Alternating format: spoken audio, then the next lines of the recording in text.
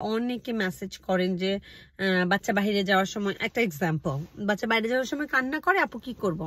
দেখেন, আপনার বাচ্চা বাইরে যাওয়ার সময় কান্না করে, আপু কি করব, এই সেন্টেন্সটা দিয়ে আমি কিছুই বলতে পারবো না।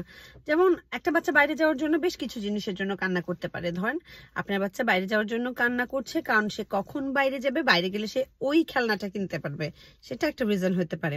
আপনার বাচ্চা নয়েজ ভয় পায়, সাউন্ডস ভয় পায়, বাইরে গেলে এই যে ক্রাউডেড এনভায়রনমেন্ট সেটাতে ভয় পায়, সেজন্য সে বাইরে যাওয়ার আগে কান্না করছে, এটা একটা রিজন হতে পারে। ঠিক আছে, বাইরে যাওয়ার আগে আপনি যে রাশ করেন, তাকে একটা আলাদা ড্রেস পরতে হয়, জুতা পরতে হয়, মোজা পরতে হয়, তার মধ্যে এংজাইটি ক্রিয়েট হয়, সে ধরনের জুতো মোজা পরতে চায় না, তার সেন্সরি ইস্যু আছে, সেজন্য সে কান্না করছে। ওকে, সেটা একটা রিজন হতে পারে। আপনি চিন্তা করলেন যে বাইরে গেলে এমনিতেই খাবো, এখন আর বাচ্চাকে আপাতত খাওয়া দাওয়া দেওয়ার দরকার নেই, বাইরে গেলে তো পেট ভরে খাবোই, রেস্টুরেন্টে খাবো বা দাওয়াতে খাবো, সেজন্য আপনি বাচ্চাকে কিছুক্ষণ খাবার দিলেন না যাতে সে ভালো করে খেতে পারে। বাচ্চা খিদায় কান্না করতে পারে। সো বাচ্চা কান্না করছে বাইরে যাওয়ার আগে, this sentence doesn't define anything, doesn't explain anything. In AB is called operational definition. আমাকে জানতে হবে বাচ্চা কেন কাঁদছে, কতক্ষণ ধরে কাঁদছে, কি রিজন হতে পারে। রিজন জানাটা অনেক ইম্পর্টেন্ট।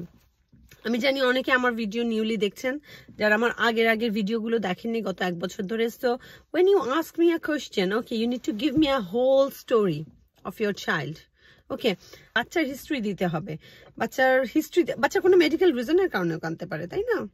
বাচ্চার হিস্ট্রি না দিলে বাচ্চার প্রবলেম সলভ করা সম্ভব না। That's all.